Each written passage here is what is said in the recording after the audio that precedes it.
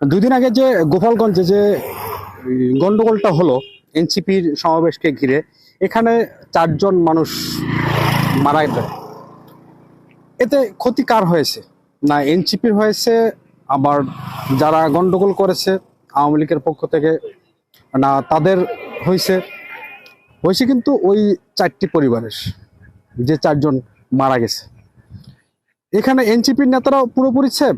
এখানে আওয়ামী লীগের যারা নেতা সবাই তো বিদেশে পালিয়ে গিয়েছে, অথবা দেশের মধ্যে যদি আত্মগোপন করে আছে, তারা পুরোপুরি সেফ।